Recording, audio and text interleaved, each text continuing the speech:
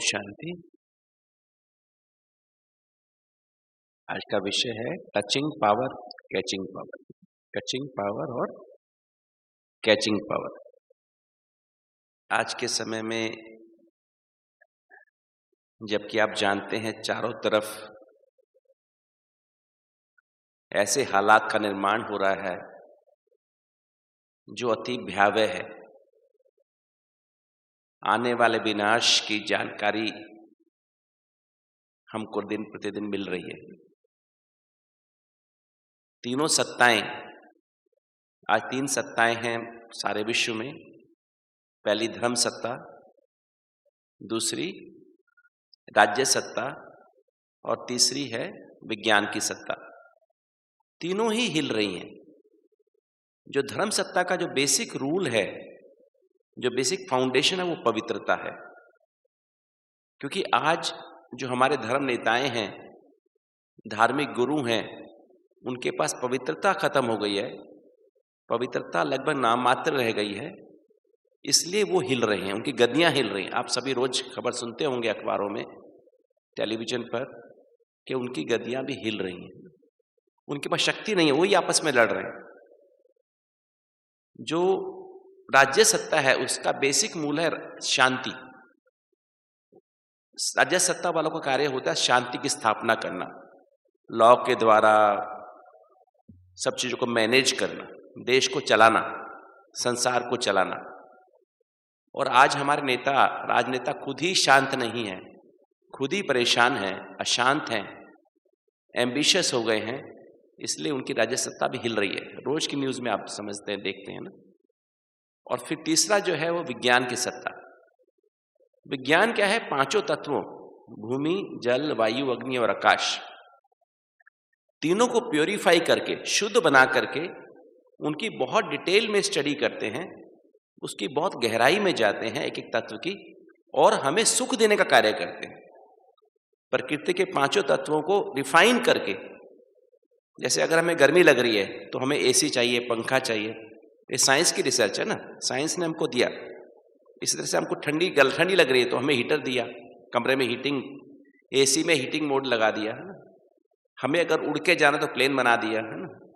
हमें कार चाहिए, गाड़ियां चाहिए, है ना। किंतु आज उसका बेसिक कार्य था सुख देना, तो उसके लिए भी प्योर प्रकृति चाहिए, पवित्र प्रकृति चाहिए। किंतु इंसान ने प्रकृति को भी इतना अशुद्ध बना दिया है, इतना दूषित कर दिया है कि वो साइंस की सत्ता भी हिल रही है। आज पॉल्यूशन के कारण और बातों के कारण पांचों तत्व भी हिल रहे हैं।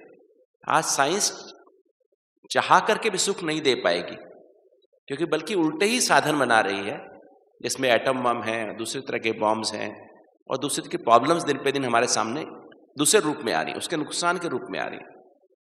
तो आज तीनों ही सत्ताएं चारों तरफ हिल रही। और ऐसे समय में जबकि तीनों सत्ताएं हिल रही हैं, एक ही सत्ता है जो इस विश्व को या यहाँ रहने वाले सभी मनुष्यों को या आने वाली दुनिया के लिए तैयार कर सकती है। वो कौन सत्ता है? आध्यात्मिक सत्ता। और उसके लिए जो परमपिता परमात्मा शिव बाबा ब्रह्मा के तन द्वारा कार्य कर रहे हैं, और उसमें हम आत्माओं का स्पेशल महत्व है, ब्राह्मण आत्माओं का महत्व है। बाप के साथ हम आत्माएं, हम थोड़ी सी ब्राह्मण आत्माएं, कितनी? 9-10 लाख आत्माएं। करोड़ों आत्माओं में से, लगभग 760 करोड़ आत्माओं में से भगवान ने हम थोड़ी सी आत्माओं को चुना है, और हम ही इस समय विश्व परिवर्तन के कार्य के लिए जिम्मेवार है। अर्थात सारे विश्व में पवित्रता, शांति और सुख का साम्राज्य स्थापन करने के लिए हम आत्माएं ही जिम्मेवार हैं। अभी आप जरा ये बात सोच करके देखिए कि अगर आपके पास मोबाइल है, यहां पर आपके पास मोबाइल है, तो आप सारे विश्व से कनेक्ट हो सकते हो ना। अपने घर वालों से बात कर सकते हो, अपने सेंटर में बात कर सकते हैं, है ना। और मान लीजिए आपका टावर ही खत्म हो जाए आपके मोबाइल में, मोबाइल तो है, टावर खत्म हो जाए तो क्या होगा? क्या होगा? आप किसी से भी बात नहीं कर सकते। किसी से बात कर सकते हैं? टावर खत्म हो गया, लाइट भी है, बात नहीं कर सकते। टेलीविजन है, उससे खबरें, अखबार, जितने भी कम्युनिकेशन के साधन है सब अगर खत्म हो जाएंगे, एकदम खत्म हो जाए तो क्या होगा? क्या होगा?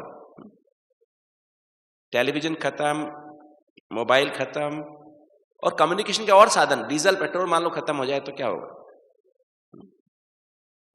फिर आप कैसे कनेक्ट करेंगे? और ये सब होने वाला है, बहुत नजदीक भविष्य में होने वाला है। अभी तो एक एक तत्व आता है, कभी साइक्लोन आता है, कभी भूकंप आता है, कभी, इसको भी हम मेजर नहीं कर सकते हैं। भूकंप कब आने वाला है हम कह ही नहीं सकते। साइंस कितनी तरक्की कर ले फिर भी हम मेजर नहीं कर सकते हैं। कर सकते हैं? भूकंप बता सकते हैं अभी 1 घंटे में भूकंप आने वाला है, ऐसा कह सकता है कोई? कोई साइंटिस्ट नहीं कह सकता है। तो अब जो ये, अगर ये समय आने वाला है जब कोई भी हम कम्युनिकेशन नहीं कर पाएंगे। बाबा ने कहा हुआ कि ऐसा समय आएगा और आने वाला है, दिखाई देने शुरू हो गया है कि गली गली में कर्फ्यू लग जाएगा, हम सेंटर पे भी जा नहीं सकेंगे। अभी तो मोबाइल खोल के हम मुरली पढ़ लेते हैं, फिर मुरली भी नहीं मिलेगी। मिलेगी मुरली? किसी क्लास सुन लेते हैं, क्लास मिलेगी फिर आपको? किसी क्लास भी आपको नहीं मिलेगी। कोई कम्युनिकेशन ही नहीं होगा आपका। अपनी गली में ही आपको अपने घर में ही बैठ के सब कुछ करना पड़ेगा, और घर में भी खाने को नहीं होगा, पीने को नहीं होगा, पानी पीने को नहीं होगा। तो ऐसी स्थिति में आप क्या करेंगे? क्या सोचते हैं आप सभी? क्या करेंगे बताइए? ऊपर जाएंगे? ऐसे समय पर परमात्मा की डायरेक्शंस, हम परमात्मा हमें टच करे, परमात्मा की जो डायरेक्शंस है वो हमें कैच कर सकें, ऐसी हमको आवश्यकता होगी। राइट? अभी तो जैसे हम टेलीफोन है, हमारे मोबाइल्स हैं, तो वायरलेस सर्विस है ना, तब हमें वायसलेस सर्विस की आवश्यकता होगी। राइट? जिसका वायसलेस कनेक्शन होगा, अर्थात निर्विकारी, संपूर्ण पवित्र और संपूर्ण निर्विकारी, ऐसा कनेक्शन जिसका परमात्मा के साथ होगा, वो ही टचिंग पावर बाबा की। कहीं पर भी आप हैं, मान लीजिए आप किसी एरिया में भूकंप आने वाला है, किसी एरिया में कुछ होने वाला अचानक से, क्योंकि भारत में विनाश कैसे होगा? गृह युद्ध से, सिविल वार से होगा, और प्रकृति की 5 तत्वों के हलचल से होगा एक साथ, है ना? ऐसा समय आने वाला है। तो उस समय, और ये समय की एक और बात है, 2 बातें हमें चाहिए। जो पक्के ब्राह्मण हैं, ब्राह्मण और बीके में फर्क होता है कि नहीं होता है? फर्क है? बीके और ब्राह्मण में क्या फर्क है बताओ? बीके माना ब्रह्मा कुमार, ब्रह्मा कुमारी ना। कहा जाता है बीके बहुत सारे हैं, 100 बीके में से 1 ब्राह्मण होता है। ब्रह्मा कुमारी तो हम बैच लगा के बन गए, ठीक है, हमने बैच लगाया, हमने ड्रेस बदल ली, हम बीके बन गए। किंतु ब्राह्मण शब्द का मतलब क्या है? हमने आज सुना आज बाबा ने कहा ना, हद और बेहद से पार, है ना? हद और बेहद से पार। परमात्मा हद माना सतयुग, और बेहद माना कलयुग। ये बाबा ने आज कहा, जो हद माना संख्या थोड़ी है, 9 लाख है। कलयुग में संख्या कितनी है? 760 करोड़। खत्म होते होते 800 करोड़ हो जाएगी पॉपुलेशन। जब तक कलयुग पूरा हो 800 करोड़ पॉपुलेशन हो जाएगी। तो ये तो संख्या बेहद संख्या है। एग्जैक्ट फिर कोई भी बता नहीं सकता कितनी एग्जैक्ट संख्या है, कोई हम एस्टिमेट ही कर सकते हैं लगभग। तो ये बेहद की संख्या है, क्योंकि तो एक तो हद ये है, ये हद और बेहद ये वाला है। किंतु बाबा ने और मूल्य में बताया हुआ है कि एक हद है, जैसे देह हमारी हद है। हद माना जिसको लिमिटेड है, जिसका जन्म होता है और मर जाता है, मतलब सत्य और असत्य। सत्य अनलिमिटेड है, बेहद है, जिसका कोई ना जन्म है ना मरण है, एटर्नल है, सदा ही है, अविनाशी है। राइट? और असत्य जो होता है या हद होती है, वो लिमिटेड होता है, सो जन्म होता है, मरण हो जाता है ना? संबंध है, देह के संबंध है, बनते हैं, बिगड़ जाते हैं, मर जाते हैं। देह पैदा होती है, मर जाती है ना? और इसी तरह से देह के पदार्थ मिलते हैं, खत्म हो जाते हैं। देह के स्वभाव, बचपन में हमारे पास देह के स्वभाव कैसे होते हैं? हर बच्चा पैदा होता है, कैसे पैदा होता है? 9 महीना गर्भ में रहता है ना, 9-10 महीना गर्भ में रहता है, उसमें 5 महीने पे आत्मा प्रवेश करती है माँ के गर्भ में।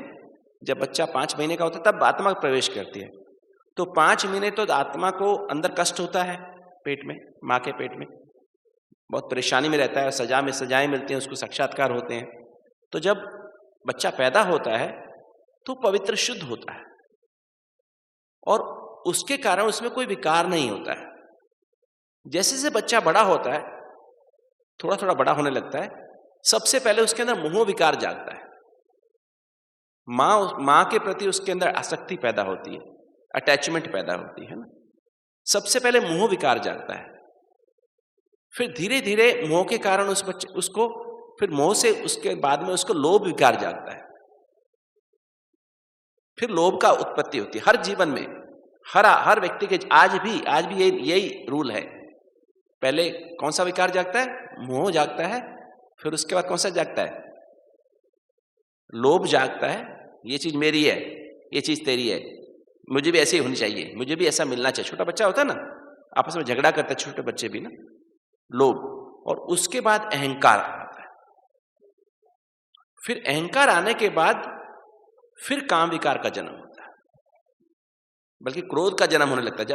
जब प्यूबर्टी आती है ना, फिर 11-12 साल की उम्र आती है ना, तो हमारे मेल फीमेल हार्मोन बच्चों में पैदा होने लगते हैं। 8-9 साल के बच्चे को काम विकार का पता नहीं होता ज्यादा, क्योंकि तो जैसे प्यूबर्टी हार्मोन निकलने लगते हैं मेल फीमेल के, तो फिर काम विकार जागता है। और फिर बाद में जब उसकी उत्पत्ति होने के बाद फिर वो इच्छाएं हमारी पूरी नहीं होती, फिर क्रोध जागता है। तो इस तरह से और फिर उनके पांचों विकारों के बाल बच्चे हैं। धीरे धीरे हमारे अंदर पांचों विकारों के बाल बच्चे पैदा होने लगते हैं। मोह के कारण चिंता और भय पैदा होने लगता है, लोभ के कारण शक और अनुमान पैदा होने लगता है, अहंकार के कारण जल्दीबाजी करने लगता है, टाइम की जल्दी, काम की जल्दी, मेरे हिसाब से काम होना चाहिए। ये बचपन में शुरू हो जाता है, 7, 8, 9, 10 साल की उम्र से ही शुरू हो जाता है ना। ईर्ष्या द्वेष पैदा होने लगता है ना। फिर काम विकार जागता है तो आलस्य अलबेलापन पैदा होने लगता है, हम आलसी हो जाते हैं, लेजी हो जाते हैं, क्योंकि हम सोच सोच के हमारी एनर्जी खत्म हो जाती है। और फिर जब क्रोध जागता है तो हमारे अंदर हमारी दोष दृष्टि बन जाती है, हमें दूसरों की खामी नजर आने लगती है, अपनी खामियां दिखाई देनी बंद हो जाती, अपनी कमियां दिखाई देनी बंद हो जाती, और दूसरों की कमियां बहुत दिखाई देनी शुरू हो जाती हैं।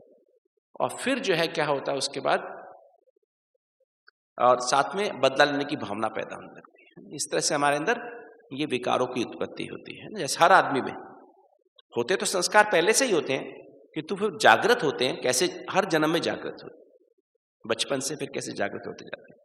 फिर बड़े होके जैसे हम 15 साल के आसपास आते हैं, मतलब तो हमारे अंदर ये पांचों विकार और उनके स्वरूप गहराई से आने लगता है, और उससे फिर तरह तरह की बीमारियां, परेशानियां, तकलीफें आने लगती हैं।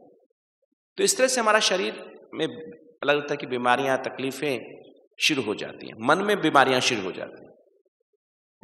कुछ कंजेनिटल एनोमलीज होती हैं, वो तो अलग बात है, जन्म से डिफेक्ट है, वो अलग चीज है। वो पिछले जन्मों के इतने पाप कर्म होते हैं, इसकी वजह से गर्भ में ही वो बच्चा ठीक नहीं बन पाता है, मानसिक रूप में विकास नहीं हो पाता, या फिजिकल बॉडी के रूप में विकास नहीं हो पाता, हार्ट में छेक रह जाते हैं, हाथ पैर खराब रह जाते हैं। तो ये हमारा वैसा रहता है। और फिर जैसे बुढ़ापा जैसे आता है, बुढ़ापा आने के बाद क्या होता है, इसमें उल्टा चलता है। जैसे हम बड़े होने लगते हैं, 60 साल के, 65, 70 साल के, तो पहले काम विकार धीरे धीरे खत्म होने लगता है, हार्मोन्स बदल जाते हैं, शरीर बदल जाता है, धीरे धीरे काम विकार खत्म होने लगता है। फिर बाद में क्रोध कम होने लगता है, ताकत नहीं रहती है शरीर में, है ना, सहन करना पड़ता है, समाना पड़ता है, बच्चों के सामने बोल नहीं सकते हैं, स्पेशली आज के दिनों में। फिर धीरे धीरे लोभ खत्म होने लगता है ना? फिर धीरे धीरे अहंकार खत्म होने लगता है, क्योंकि सारी प्रॉपर्टी बच्चों को देनी पड़ती है ना। फिर उसके बाद लास्ट में जाके मोह खत्म होता है। जब 80 साल के हो जाते हैं, सबसे दुखी हो जाते हैं, सबसे परेशान हो जाते हैं, बच्चों से भी, सबसे, है ना, अपने शरीर से भी। फिर इसलिए कहा गया नष्टो मोह स्मृति लब्धा। मोह सबसे मुश्किल है जीतना, सबसे पहले मोह पैदा होता है और सबसे लास्ट में जाता है, राइट। तो इस तरह से हमारे अंदर ये विकारों की उत्पत्ति होती है, कैसे फिर ये जन्म में कैसे कम होते जाते, फिर शरीर से मुक्ति मिल जाती है। शरीर मतलब ये जन्म छोड़ के आत्मा दूसरा शरीर ग्रहण करती है। अब जो है बेसिकली क्या है क्या अब हमारे पास तीन चीजें ना, एक तो बुद्धि है, मन है और संस्कार आत्मा के पास। अब हमें क्या करें, कैसे करें कि हम क्या पुरुषार्थ हमारा हो कि हम परमात्मा से तुरंत कनेक्ट कर सकें। जैसा समय अभी आ रहा है और आ गया है, आ नहीं रहा, आ गया है ना, आ गया है, आने वाला है, आ गया ना अभी तो। आज देखो तो कोई भी घर में, समाज में कहीं भी शांति नहीं है, किसी घर में शांति नहीं है, सुख नहीं है, किसी के मन में शांति सुख नहीं है, सब परेशान है। पैसे वाले भी परेशान है, अनपढ़ भी परेशान है, और शरीर की बीमारियां भी भरपूर हैं। हर आदमी के पास बीमारी है। आप में से कोई ऐसा है जो बीमार ना हो शरीर से? ऐसा कोई है जो हाथ उठा, जो शरीर को कोई बीमारी ना हो? मन की कोई बीमारी ना हो? मन की बीमारी कौन कौन सी है? जल्दीबाजी करना, चिंता करना, गुस्सा करना, उदास हो जाना, मूड ऑफ करना, किसी ने कुछ कह दिया तो बहुत फील करना, है ना, दूसरों में दोष दिखाई देना, बदला लेने की भावना रखना, है ना, ये मन की बीमारी है। समय पर नींद ना आना, है ना, जब सोने जाओ तो नींद गहरी नहीं आना, फिर बाद में नींद आना, है? ये भी बीमारी है ना, सबके अंदर है कि नहीं ये वाली बीमारी, है ना? तो ये आज ये हालत है कि हर इंसान को मन की बीमारियां हैं और हर इंसान को शरीर की बीमारी। कोई भी इंसान इनसे मुक्त नहीं है कोई मुक्त? कोई भी इंसान मुक्त नहीं है। डॉक्टर्स की हालत ऐसी, डॉक्टर्स खुद परेशान है, दिन रात पेशेंट देखने पड़ते हैं और फिर डॉक्टर्स खुद बीमार हैं, बल्कि डॉक्टर्स को ज्यादा बीमारियां हैं। आम आदमी की लाइफ में जो अगर जनरल पॉपुलेशन लेना विश्व की, भारत की, उसमें हमारी जो एज, एवरेज एज है, एक्सपेक्टेड एज है, वो 72 साल है, 72 ईयर्स है। और डॉक्टर्स की जो एवरेज एज पता कितनी है आपको? कितनी है? 59 ईयर्स। डॉक्टर्स 13 साल पहले मर रहे हैं, एवरेज एज ना डॉक्टर्स की। डॉक्टर जल्दी मर रहे हैं, ज्यादा बीमारियां, उनको ब्लड प्रेशर ज्यादा, डायबिटीज ज्यादा, हार्ट की बीमारी ज्यादा, मोटापा ज्यादा, हर बीमारी ज्यादा है डॉक्टर्स को। क्योंकि डॉक्टर्स ही एक ऐसी कम्युनिटी जिसको सबसे ज्यादा बीमारियां हैं, क्योंकि वो सबसे ज्यादा तनाव में रहते हैं, दिन रात उनको काम करना पड़ता है। कितना भी पढ़े लिखे हों, मना नहीं कर सकते वो किसी को, लीगली मना नहीं कर सकते, राइट? तो ऐसी स्थिति में क्या करना चाहिए?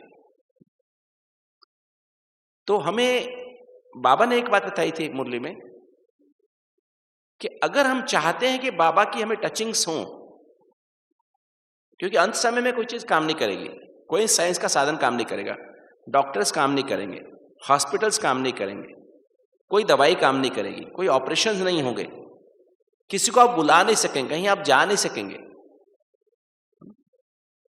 लास्ट में भी जब आप मान लो कर्नाटका में रहते हैं, कर्नाटका से भी ट्रेन निकलेगी ना लास्ट की, तो उसकी भी टचिंग होनी चाहिए ना कर्नाटक, मधुबन पहुंचने के लिए ना, कि अभी होने वाला है, तब तक वहां कुछ भी नहीं होगा और अचानक होगा, तब आपको टचिंग हो के जल्दी से ये ट्रेन जा रही है, लास्ट की ट्रेन है, उसमें चढ़ जाओ, है ना। अभी लास्ट का प्लेन उड़ने वाला है, उसके बाद प्लेन नहीं उड़ेंगे, क्योंकि जब भी कुछ ऐसा होगा, आकाश तब तक तो हिलेगा, या कुछ ऐसा, कुछ सूरज से कुछ होगा, या एटम बम कहीं में फटेगा, या एटॉमिक वार शुरू होगी, तो सबसे पहले कम्युनिकेशन सैटेलाइट सारे खत्म हो जाएंगे, सारे कम्युनिकेशन सैटेलाइट खत्म हो जाएंगे। जो सैटेलाइट से हमारा कनेक्शन रहता है ना, जो जिसके द्वारा हम अपना कार्य करते हैं, हमारे मोबाइल चलते हैं, वो सब खत्म हो जाएंगे। देशों में सब जगह तेल की सप्लाई बंद हो जाएगी, नहीं ऐसा होगा? तो सारा कुछ सिस्टम एकदम स्टैंड स्टिल हो जाएगा। और भूकंप आएंगे तो कैसा होगा? बड़े बड़े भूकंप आएंगे, तो उस समय हमारी हालत है, बल्कि चारों तरफ कहते हैं, बाबा ने एक मुरली में कहा था, 4 प्रकार की आग लगेगी उस समय, चारों तरफ। एक तो विनाश की आग होगी चारों तरफ, दूसरा चारों तरफ विकारों की आग, 5 विकारों की आग होगी। मरते मरते मतलब ऐसी स्थिति में लोगों में विकार और तेजी से जागृत होंगे, काम, क्रोध, लोभ, मोह, अहंकार और तेजी से जागृत होगा, क्योंकि जो कमाया हुआ है, जो इकट्ठा किया, जिनसे आपके संबंध बन गए, जिनके प्रति आप मोह हो गया, वो उनका क्या होगा, बस अंदर से ऐसी परेशानी पैदा होगी और ज्यादा उसमें लग जाएंगे। और तीसरी जो आग होगी वो देह के संबंध और देह के पदार्थों के लगाव की आग होगी। पीछे एक मुरली में आया था, शायद आपको याद होगा, देह के संबंध और देह के पदार्थों के लगाव की आग होगी, अटैचमेंट, ममत्व की आग होगी। और चौथा ब्राह्मणों में जो विशेष होगी वो पश्चाताप की आग होगी। जो 20 साल से, 30 साल से, 40 साल से, 50 साल से, 60 साल से हम बाबा के बच्चे बने और हमने उतनी लगन से प्राप्ति नहीं की, इतना पुरुषार्थ नहीं किया, तो उसमें हमें ये होगा कि हमने नहीं किया, हमने इसकी बजाय ये पाप किया। तो पश्चाताप ने सर्व प्राप्तियां, सर्व अनुभव बाबा से प्राप्त नहीं किए, आज भी अंदर से खोखले हैं, हम खाली हैं, तो वो पश्चाताप किया। तो ऐसी हालत में हम क्या करेंगे? तो बाबा ने कहा था कि बच्चे, अगर आप चाहते हो कि आखिरी समय पर आपको सही टचिंग हो, क्योंकि और साधन नहीं होगा टचिंग का, किसी मनुष्य को आपको पता नहीं होगा, किसी भी सेंटर पे बहनों को भी नहीं पता होगा, किसी को नहीं पता हो क्या होने वाला है, क्योंकि वो आपके लिए विशेष होगा, आपके पद के आधार पे नहीं होगा कि आपका समाज में बहुत बड़ा पद है या सेंटर पे आप बहुत बड़े हैं, इस आधार पे नहीं होगा। आपकी कितनी बुद्धि और मन क्लीन और क्लियर है, आपकी बुद्धि और मन कितना क्लीन और क्लियर है, इस आधार पे आपको टचिंग हो। अगर किसी भी व्यक्ति के प्रति अर्थात किसी भी आत्मा के प्रति, किसी भी साथी सहयोगी के प्रति, किसी भी कार्य के प्रति, किसी भी संबंधी के प्रति अगर आपके मन में जरा भी नेगेटिव है, मतलब नेगेटिव माना कोई भी विकार का अंश है, काम, क्रोध, लोभ, मोह, अहंकार, और इनके बाल बच्चे आलस्य का अंश है, अलबेलेपन का अंश है, दूसरों में दोष निकालने की आदत है, दूसरों के दोष देखने की आदत है, बदला लेने की भावना है, शक अनुमान है, चिंता भय है, जल्दीबाजी है, प्रेशर में रहते हो, टाइम के प्रेशर, काम का प्रेशर, मेरे हिसाब से काम होना चाहिए, जैसे मैं कहूँ ऐसा ही होना चाहिए, ईर्ष्या द्वेष है, थोड़ी सी भी अंदर जेलसी है, तो आपके बुद्धि और मन को क्लीन और क्लियर नहीं कहा जाएगा और आपको टचिंग नहीं होगी। राइट? टचिंग ही नहीं होगी तो कैचिंग कैसे करेंगे? बाबा का डायरेक्शन कैसे कैच करेंगे? पहले टच होगा, कहीं बैठे भी ये टच होगा कि बाबा मुझे कुछ कहना चाहता है, कुछ मैसेज आ रहा है। जैसे रिंग बजती है ना टेलीफोन में, पहले रिंग बजती है ना, रिंग बजने के बाद आप उठाते हैं, फिर कैच करते हैं क्या कहा, है ना। अगर रिंग ही नहीं बजेगी तो रिंग माना टचिंग माना, रिंग बजेगी, अंदर घंटी बजेगी, है ना, कुछ बाबा कह रहा है।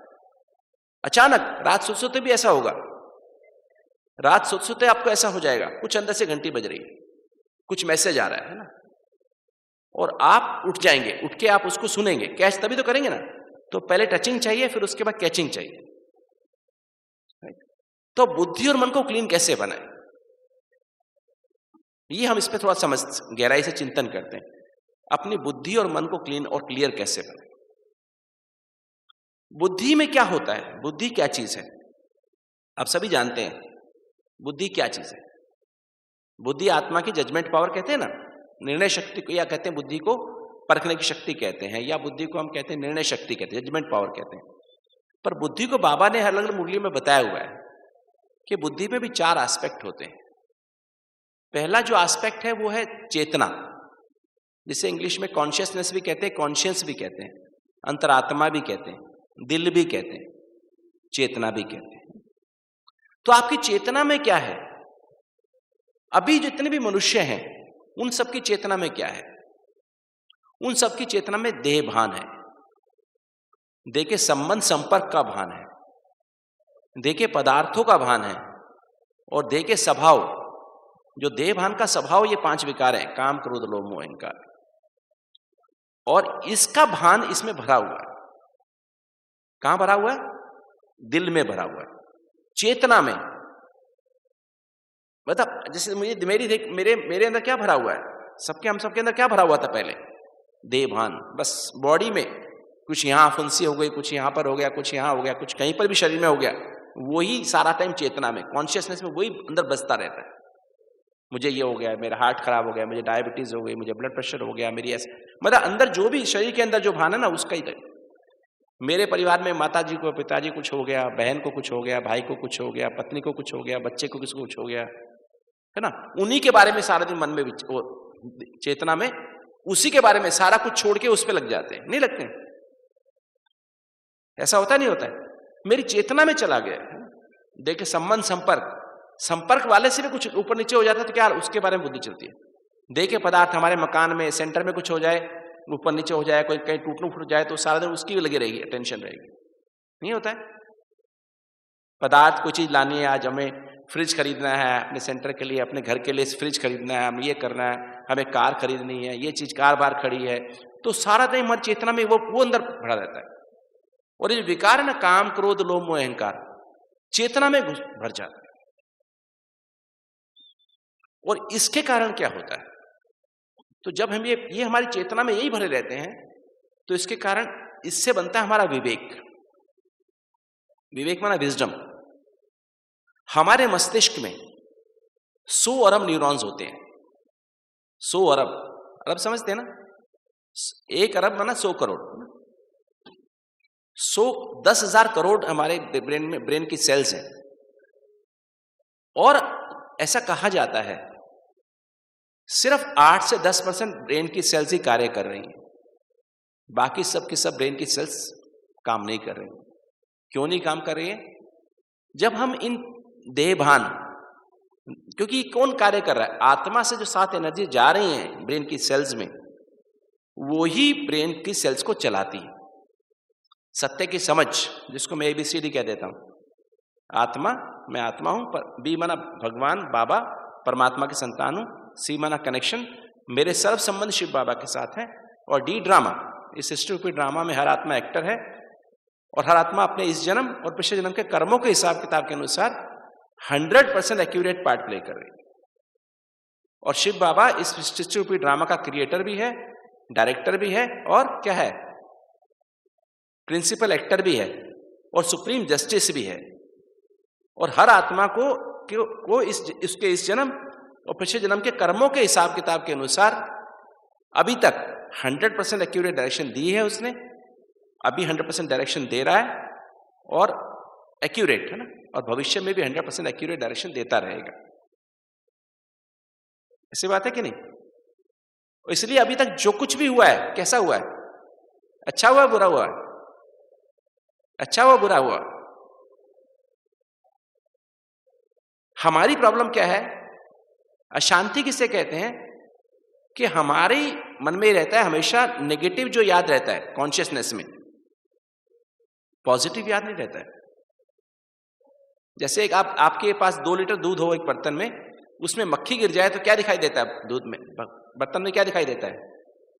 दूध दिखाई देता है, मक्खी दिखाई देती है? बोलो क्या दिखाई देता है? मक्खी दिखाई देती है ना। इसी तरह से हमारे व्यवहार में, हमारे माता पिता से, पति पत्नी, साथी में, अगर हम सेंटर पे रहते हैं, सेंटर में भाई बहन साथ साथ रहते हैं, बहनें साथ रहती हैं, तो हमें हमारे व्यवहार में जो कुछ कभी को गलत बोल देता है, गलत व्यवहार कर देता है, हमें वो सब भूल जाता है, अच्छे वाला नेगेटिव ही याद रहता है। नहीं ऐसा होता है? ऐसा होता नहीं होता है? तो नेगेटिव हमको जो याद रहता है ना, हमारी सबकॉन्शियस में भर जाता है। कि तो बाबा ने कहा बच्चे इसका कर्मों के अनुसार नहीं, कर्मों का हिसाब किताब के अनुसार। मैं हमेशा एग्जांपल देता हूं, अगर किसी से 100 साल पहले आपने 10 रुपये उधार लिया, और 100 साल के बाद वो व्यक्ति आकर के आपके घर में आके पैदा हुआ, या आपके घर में आपका बच्चा बना, या पति पत्नी बने, या सेंटर पे आकर के कोई बहन आपके साथ आके रही, और उससे 10 रुपये आपको वापस करना है उसका पिछले जन्म का, 100 साल पहले का, तो क्या होगा? 10 रुपये का ब्याज कितना हो गया? कितना हुआ 100 साल में? एक बार हमने हिसाब लगाया था, उसका हिसाब है 4,18,35,040 रुपया। आपको इतना उसको देना पड़ेगा। अगर आपने उसकी 2 बार इंसल्ट की पिछले जन्म में 100 साल पहले, तो इस जन्म में आपकी कम से कम 5,000 बार इंसल्ट होगी, है ना? कितनी बार इंसल्ट होगी? 5,000 बार। अगर आपने उसे 2 बार गाली दी लास्ट जन्म में, इस जन्म में कितनी बार गाली देगी वो आपको? गाली मिलेगी आपको कम से कम 5,000 बार।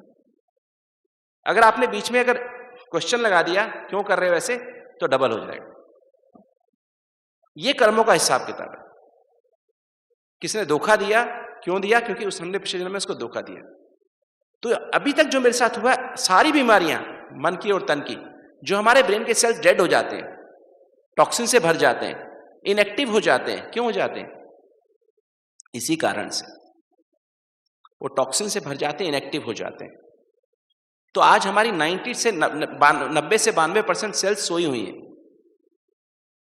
देवताओं की, जो देवताओं में भी 100 अरब न्यूरॉन्स होते हैं, देवी देवताओं में भी ब्रेन में, उनके 100 अरब के 100 अरब न्यूरॉन्स जागृत होते हैं, और हमारे कितने जागृत हैं? 8 से 10%। जो सिर्फ बेसिक फंक्शन, आंखों से देखना है, नाक से सूंघना है, कान से सुनना है, मुंह से बोलना है, हाथ पैर चलाने हैं, बेसिक फंक्शन करने के लिए बाकी सेल्स जागृत। कुछ थोड़े बहुत इंटेलिजेंट के हार्मोन्स, मेमोरी के हार्मोन्स, वो सेल्स काम करते हैं। बाकी जो बाकी सिस्टम डेवलप्ड नहीं है, डिस्कनेक्टेड है।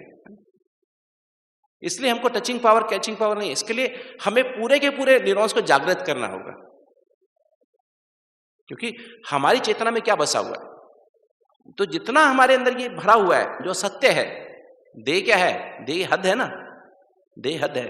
पैदा हुई मर गई, देह के संबंध पैदा हुए मर गए, देह के स्वभाव संस्कार पैदा हुए मर जाएंगे, साथ में नहीं जाएंगे। देह के स्वभाव, है ना, देह के पदार्थ साथ में नहीं जाएंगे, ना लेके आए तो नहीं साथ जाएंगे। तो ये जो, इसके कारण हमारे ब्रेन की सेल्स डैमेज होती जाती है। बचपन में हम ज्यादा इंटेलिजेंट होते हैं, ज्यादा अच्छी मेमोरी होती है, जैसे जैसे बड़े होते हैं हमारी मेमोरी कम होती जाती है ना, हमारी शक्ति कम होती जाती है, सेंस हमारी खत्म होती जाती है। तो इस तरह से हमारे अंदर जो ये, तो हमारा विवेक जागृत होने के बजाय सो जाता है। जैसे से हम बड़े होते हैं, विवेक हमारा क्या होता है? कंफ्यूज हो जाता है, कंफ्यूज होता जाता है। विवेक माना विजडम, विजडम माना सत्य को परखने की शक्ति, राइट और रॉन्ग को परखने की शक्ति। तो विवेक हमारा सोने लगता है, और उसके आधार पर हमारी यथार्थ निर्णय करने की शक्ति बनती है।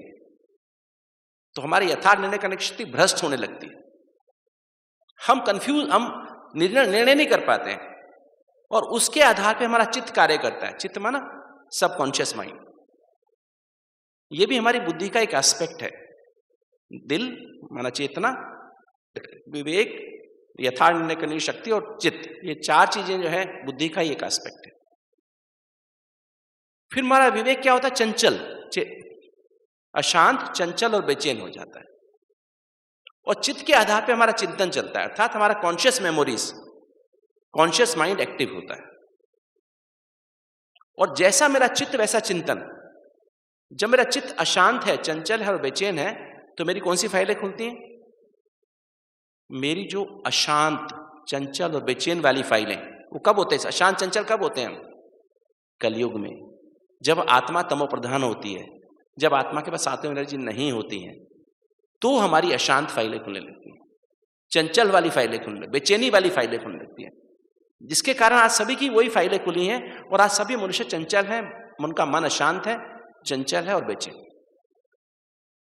कहते जैसा जब जैसी स्मृति की फाइलें खुलेंगी, मेमोरी की फाइल खुलेंगी, जैसी स्मृति वैसी स्थिति।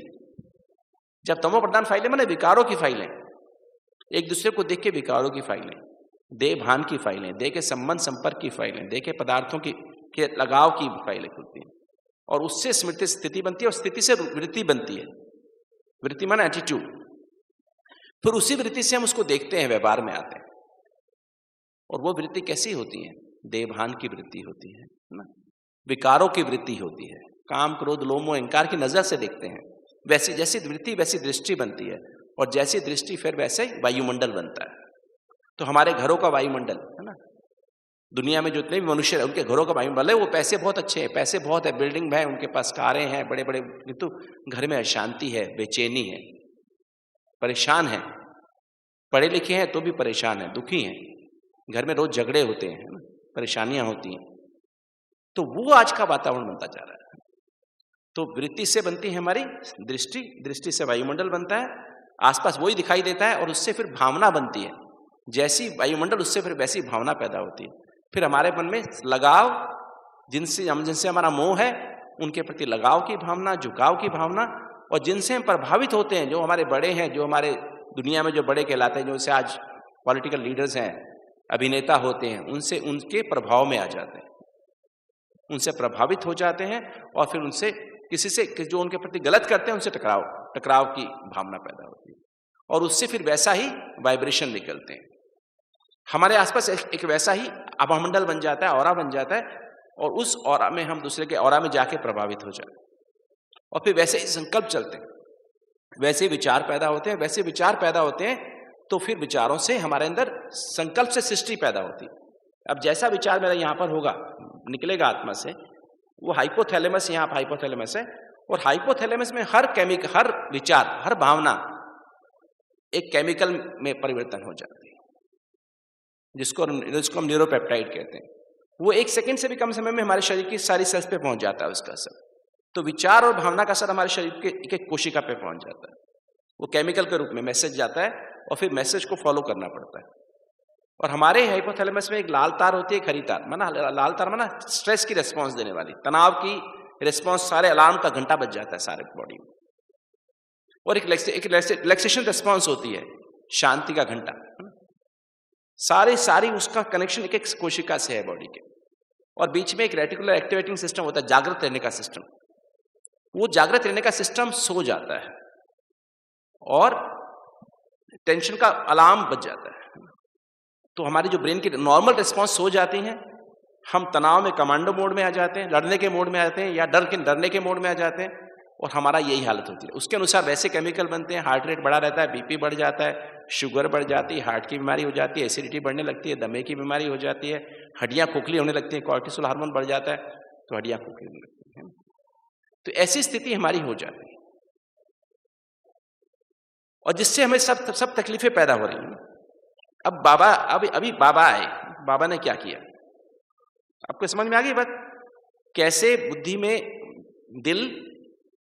दिल में हमारे क्या चला गया, कॉन्शियसनेस चेतना में क्या चला गया, उससे हमारा विवेक कंफ्यूज हुआ, वृत्ति क्या हुआ, विवेक के बाद निर्णय शक्ति भ्रष्ट हो गई और उसके बाद चित्त हमारा शांत, चंचल, बेचैन हो गया और जैसा चित्त वैसा चिंतन, उसके अनुसार हमारी स्मृति खुली, स्मृति की फाइलें खुली, जो तमोप्रधान फाइलें खुली।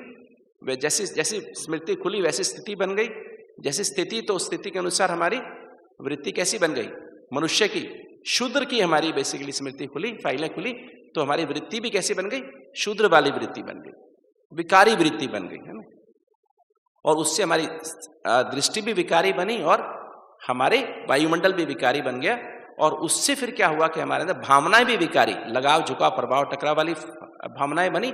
उससे फिर हमारे वैसे वाइब्रेशन दुनिया में एक दूसरे को देते हैं और उससे फिर वैसे ही विचार पैदा होते हैं, विचार और भावनाएं, और वो केमिकल कन्वर्ट होकर सारी बॉडी में मर जाते और लाल तार एक्टिव होती, अर्थात स्ट्रेस रिस्पॉन्स एक्टिव हो जाती, ब्रेन की सेल सो जाती और हमारी जो कुंठित हो जाती भावनाएं और अंदर बीमारियां पैदा होने लगती। कोई सी बीमारी, कोई मानसिक बीमारियां बनती पैदा होती और शरीर की बीमारियां पैदा होती। तो अब ऐसी हालत में बाबा जब आए, जब हम बाबा क्या करते हैं, और बाबा ही ये कार्य कर सकता है, एक परमात्मा ही कार्य कर सकता है, हम नहीं कार्य कर सकते, कोई मनुष्य भी कार्य नहीं कर सकता, ब्राह्मण भी ये कार्य नहीं कर सकते। अगर मेरी दिल सच्ची और साफ है, सच्ची साफ दिल का मतलब क्या है, जिस दिल में एक बाप के सिवाय कोई और ना हो। अगर मेरी दिल सच्ची और साफ है तो बाबा मेरे द्वारा दूसरों को टच कर सकता है, दिल को टच करेगा। बाबा दूसरों की कॉन्शियसनेस को टच करता है।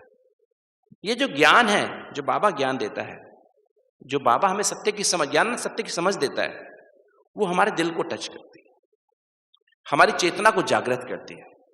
बच्चे, तुम देह नहीं, स्थूल देह को चलाने वाले अति सूक्ष्म चैतन्य ज्योति बिंदु आत्मा, तुम आत्मा मेरी संतान हो, तुम ही देवी देवता थे, तुम्हारे सर्व संबंध मेरे साथ हैं, मैं तुम्हारे साथ सर्व संबंध मेरे तुम्हारे साथ है और हर जगह है, हर समय है, दिन में नहीं, खाली दिन में, रात में भी है।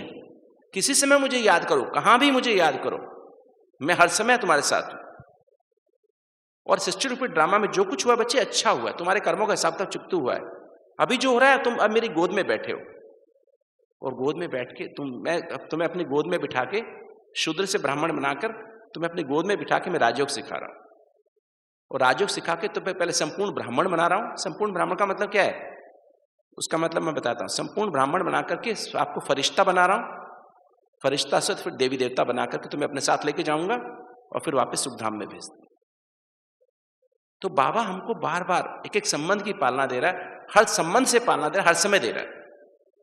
और भविष्य में जैसा जैसा बीज मेरा अभी पड़ रहा है वैसा मुझे फल मिलेगा। अर्थात सत्युग में हम क्या जाएंगे, अभी ना खाली तब की बात है, जितना हम परमात्मा के ज्ञान, परमात्मा जो हमें सत्य की समझ दे रहा है, जितना हम उसके मनन चिंतन मंथन में रहेंगे उतना अधिक हमारा वर्षा क्या मिल रहा है। अभी हमको क्या वर्षा मिल रहा है, सत्युग के महल और निरोगी काया तो बाद में मिलेगी। अभी हमको क्या मिल रहा है,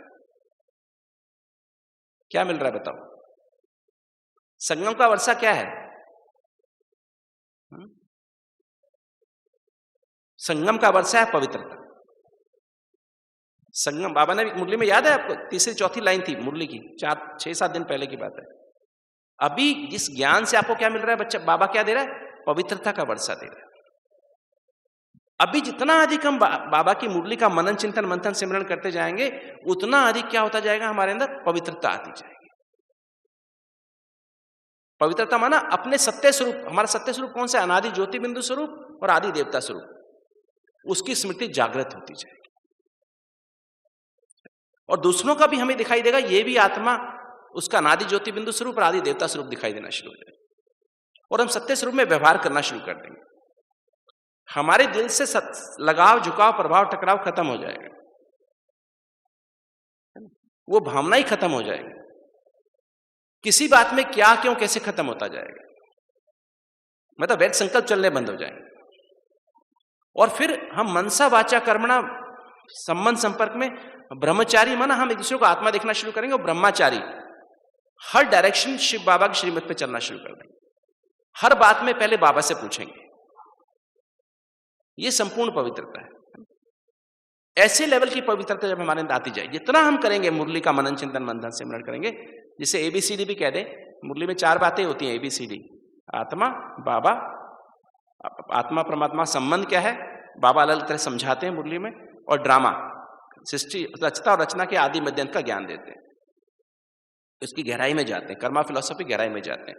तो बाबा इन्हीं बातों, 4 बातों पे हमें बहुत गहराई से मुरली में समझाते हैं, या कह लो ज्ञान योग धारणा सेवा की बात हमें बाबा बताते हैं।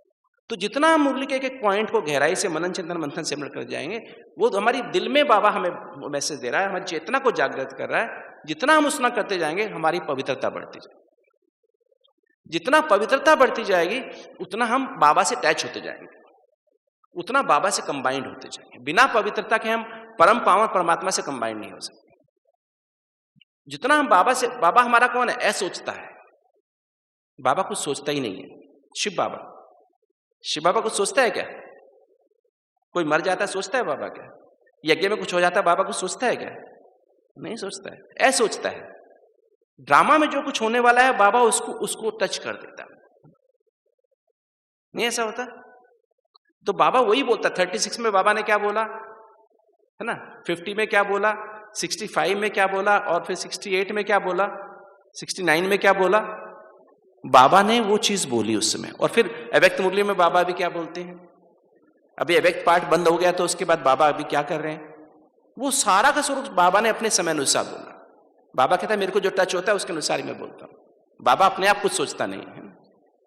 तो जितना हम सोचता बाप से कंबाइंड रहेंगे, बिना पवित्रता, जितनी पवित्रता की डिग्री बढ़ती जाएगी उतना अधिक हम सोचता बाप से कंबाइंड रहेंगे। और सोचता बाप से कंबाइंड होकर सोचेंगे, देखेंगे, पढ़ेंगे, सुनेंगे, बोलेंगे, खाएंगे, पिएंगे, सैर करेंगे, रात को सोएंगे भी ऐसे ही, सोचता बाप से कंबाइंड होकर।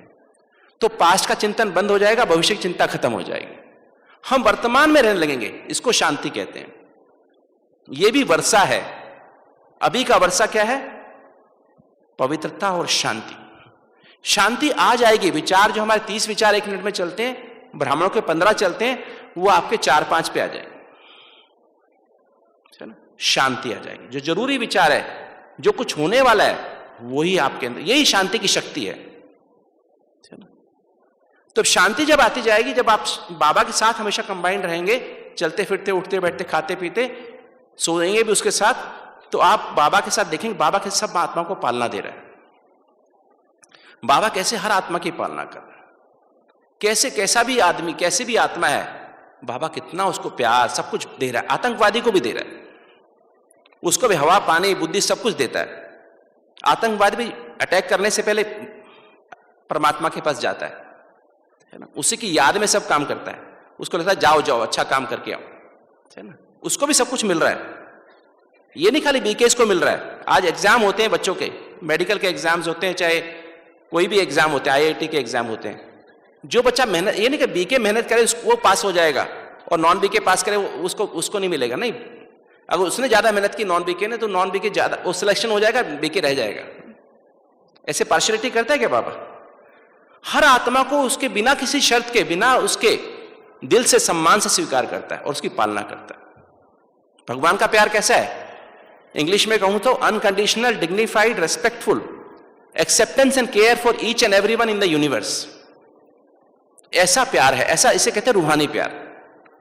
तो जब ऐसा रूहानी प्यार हमारे अंदर आएगा तो हमारे अंदर आने लगता है, तो हमारा बुद्धि और मन, हमारा जो सूक्ष्म शरीर है, हमारा बुद्धि और मन एकदम शुद्ध होने लगता है। हमारी जो लाइट की बॉडी है, जिसे सूक्ष्म शरीर कहते हैं, चमकीली ड्रेस कहते हैं, वो हमारी क्लीन होने लगती है। जब ऐसी स्थिति आती है, मन बुद्धि शुद्ध हो जाता है, आप विश्व में हर आत्मा को उसके हर पार्ट के साथ स्वीकार कर लेते हैं। विश्व में आपका कोई दुश्मन नहीं रहता है, आप सबको दिल से स्वीकार करते हैं। तो ऐसी हालत में आप सूक्ष्म शरीर के साथ, सूक्ष्म माना बुद्धि, पावन सत्वप्रधान बुद्धि और पावन सत्वप्रधान मन में भी शुद्धता आ गई, पवित्रता आ गई, मन में भी आ गई, बुद्धि में भी आ गई, तो फिर आप सूक्ष्म वतन माना, सूक्ष्म वतन माना क्या? शिव बाबा के दिल। ब्रह्मा बाबा ने 33 साल में निरंतर शिव बाबा से कंबाइंड रह करके और निरंतर शिव बाबा की हर बोल, सोच, बोल और कर्म में, संबंध संपर्क में बाबा की हर सेकंड, हर श्रीमत पे चल करके, हर संकल्प में श्रीमत पे चल करके क्या किया? अपनी बुद्धि, मन और संस्कार को पावन सत्वप्रधान बना लिया और जाके ये शरीर छोड़ दिया, फिजिकल बॉडी छोड़ के, और जाकर सूक्ष्म वतन में, सूक्ष्म वतन में बाबा की, शिव बाबा के दिल में जाके बैठ गए। सबसे पहला बच्चा वही बना जो शिव बाबा के दिल में जाके बैठ गया और शिव बाबा उसके दिल में आके बैठ गए। ये है बाप दादा। अगर मुझे बाबा के पास जाना है, सूक्ष्म वतन में जाना है, तो मेरे को भी अपनी बुद्धि को और मन को पावन सत्वप्रधान बनाना पड़ेगा। किससे? बाबा की याद और मुरली के मनन चिंतन मंथन सिमरन से। जितना मैं मुरली का मनन चिंतन मंथन सिमरन करूंगा, बाबा की श्रीमत पे चलूंगा, निरंतर शिव बाबा से कंबाइंड रहूंगा और ब्रह्मा बाबा को फॉलो करेंगे, उतना अधिक क्या होगा? मेरी बुद्धि, मन और संस्कार पावन सत्वप्रधान बनते जाएंगे और मेरी सूक्ष्म ड्रेस चमकीली बनती जाएगी और मैं तब सूक्ष्म वतन में बाबा की गोद का अनुभव कर सकता हूं। तो सूक्ष्म वतन में बाबा की गोद का अनुभव करेंगे और तब जाके जब बाबा की गोद में जाएंगे तो हमें अत्यंत सुख की अनुभूति होगी। अर्थात मुझे ऐसा लगेगा सर्व प्राप्तियां मुझे मिल रही हैं, संतुष्टता की अनुभूति होगी। इच्छा मात्र अविद्या की स्टेज आएगी, इच्छाएं खत्म हो जाएंगी, मुझे ये चाहिए, मुझे ये चाहिए, अनासक्त। तब हमारी अनासक्त वृत्ति पैदा होगी, उपराम वृत्ति पैदा होगी, तब हमारे अंदर बेहद की वैराग्य वृत्ति आएगी, है ना। और जब ऐसी स्थिति बनेगी जब हमारी, है ना, तो फिर जब हम सब इच्छाएं खत्म हो जाएंगी, तब आत्मा अपने सूक्ष्म शरीर के साथ, बाप दादा के साथ क्या हो जाएगी? उसके प्यार में लवलीन हो जाएगी। इसको आनंद कहते हैं। आनंद माना बंधन। आत्मा देह और देह की दुनिया के बंधन के पार आनंद की स्थिति का अनुभव करेगी। और जब ऐसी आनंद की अनुभूति आत्मा करती रहेगी, उसको तब उसका विवेक, विवेक माना सत्य को परखना, तो दिल में जब ये सातों एनर्जी भर जाएंगी, इस दिल को कहते हैं सच्ची और साफ दिल। ऐसी दिल में बाबा आके रहेगा और जब ऐसी दिल बन जाएगी तो हमारा विवेक जागृत होता जा रहा है। जैसे जैसे हम एक प्रैक्टिस करते जा रहे हैं, हमारी विवेक जागृत हो रहा है। हमारी सत्य को परखने, सत्य क्या है, राइट क्या, रॉन्ग को परखने की शक्ति में बढ़ती जा रही है। तो विवेक जागृत होता जाएगा, हमारे ब्रेन की सेल्स एक्टिव होती जाएंगी और फिर हमारे अंदर क्या होगा, फिर यथार्थ निर्णय करने की शक्ति एक्यूरेट होती जाएगी, दिव्य होती जाएगी, अर्थात सत्यता आ जाएगी, उसमें पवित्रता, निर्भयता आ जाएगी। पवित्रता, सत्यता, पवित्रता, निर्भयता, अंतर्मुखता। उतना ज्यादा हम अंतर्मुखी बनते जाएंगे, उतना ज्यादा हमारे अंदर क्या होता जाएगा, बेहद की वैराग्य वृत्ति आएगी, अनासक्त वृत्ति। कुछ खाने की इच्छा, कुछ पहनने की इच्छा खत्म होती जाएगी। मैं ये खाऊं, ये पहनूं, ये ऐसे करूं, ऐसे नाम मान शान की इच्छा हो अंदर से नहीं, अनासक्त वृत्ति हो जाए। मैं वहां जाऊं, वो देखने जाऊं, आज मैं विदेश में यात्रा पे जाऊं, ये इच्छाएं खत्म होती जाएंगी, अनासक्त वृत्ति होती जाएगी। अनासक्त वृत्ति होने के बाद उपराम वृत्ति, फिर ऊपर वृत्ति चली जाएगी। जब उपराम वृत्ति चली जाएगी तो एकांतवासी हो जाएंगे, एक के अंत में खोए रहेंगे। एक के अंत माना परमात्मा की याद में, परम धाम में, बाबा की याद में, ज्ञान सागर के अंत में, पवित्रता के सागर के अंत में, शांति के सागर के अंत में, रूहानी प्रेम के सागर के अंत में, अतीन्द्रिय सुख के सागर के अंत में। ऐसा हम खोए रहेंगे जैसे जैसे हमारी स्थिति बढ़ती चलेगी, और फिर इसी में एकाग्र रहेंगे। जब ऐसी एकाग्र स्थिति बनेगी तो एक नामी हो जाएंगे। एक नामी माना जब भी जो कोई भी कुछ करेगा, कुछ भी होगा, मान लो मेरे शरीर में कुछ हलचल हुई, मुझे डॉक्टर याद नहीं आएगा, कौन याद आएगा? शिव बाबा याद। कहीं भी कुछ हुआ, घर में बाहर कुछ भी हुआ, मुझे बाबा ही एक नामी। जैसे बाबा को था ना शिव बाबा, ब्रह्मा बाबा को बाबा, कुछ भी बात हो बाबा। दादी को था ना बाबा। अभी दादी जानकी जी को क्या है? हर बात में क्या है? क्या है? मेरा बाबा, प्यारा बाबा, मीठा बाबा, शुक्रिया बाबा। नहीं, दादी क्या बोलती है? मैं कौन, मेरा कौन, है ना? पांच गुण बताती है ना, पवित्र, सत्यता, पवित्रता, धैर्यता और क्या, नम्रता और उदार और मधुरता, 5 गुण ना। तो ये जो हमारे अंदर बढ़ता जाएगा, व्यर्थ से इकोनॉमी हो जाएगी, टोटल व्यर्थ आना बंद हो जाएगा, तब एक रस स्थिति बनेगी। जब ऐसी एक रस स्थिति बाबा के साथ निरंतर ऐसी रहेगी तो हमारे अंदर क्या पैदा होगा? तब हमारे अंदर दैवी गुण पैदा होने शुरू होंगे। सरलता, नम्रता, उदारता, मधुरता, धैर्यता, गंभीरता, रमणीकता, सहनशीलता, दृढ़ता, संतुष्टता, हर्षित मुक्ता, हम आज्ञाकारी, वफादार, ईमानदार, फरमानबरदार, निमित्त भाव, निर्माण भाव, निर्मल वाणी, है ना, सम्मान देकर सबको सम्मान देना सीख जाएंगे। ऑटोमेटिक हमारे जीवन में चीज आनी शुरू हो, तो हमारी बुद्धि ये वाली हो जाएगी। हमारी निर्णय शक्ति इस दैवी गुणों पे आधारित, इसको बोलते हैं दिव्य हमारी निर्णय शक्ति दिव्य हो जाएगी, दिव्य बुद्धि कहते हैं इसको। और फिर हमारा चित्त शांत, एकाग्र, आनंदमय हो जाएगा। जब हमारा चित्त शांत, एकाग्र, आनंदमय हो जाएगा तो क्या होगा? फिर दिल में सत्य होगा तो चित्त हमारा शांत, एकाग्र, जिसको बोलते सच्चित आनंद स्वरूप की स्थिति। तो हमारी वो, हम सब ब्राह्मणों की वो स्थिति आने लगेगी, नंबरवार पुरुषार्थ अनुसार। जब ऐसी स्थिति आएगी तो हमारी फाइलें कौन सी खुलेंगी? जैसा चित्त वैसा चिंतन। संपूर्ण पावन सत्वप्रधान ब्राह्मण, सो फरिश्ता, सो देवता स्वरूप की फाइलें खुलनी शुरू हो जाएंगी। हमारे अंदर जो फाइलें हैं, सत्युग की फाइलें अभी भी हैं हमारे अंदर, फरिश्ता स्वरूप की फाइलें भी हैं, तो हमारे अंदर अभी फरिश्ता स्वरूप की फाइलें खुलनी शुरू हो जाएंगी। ब्राह्मण स्वरूप जो हमारा संपूर्ण लास्ट जन्म का संपूर्ण ब्राह्मण स्वरूप था, वो फाइल खुल जाएंगे, लास्ट कल्प का, है ना, फरिश्ते थे उसकी फाइल खुल जाएंगे। और देवता स्वरूप की स्मृति से सचमुच में फरिश्ता बनने वाला हूं, रियल में फरिश्ते के हमारा व्यवहार जैसा बन जाएगा, ब्राह्मणों जैसा, एकदम ब्राह्मणों जैसी मर्यादा युक्त व्यवहार हो जाएगा, बेहद की बुद्धि हो जाएगी। क्या फर्क है ब्राह्मण फरिश्ता देवता में? क्या फर्क है?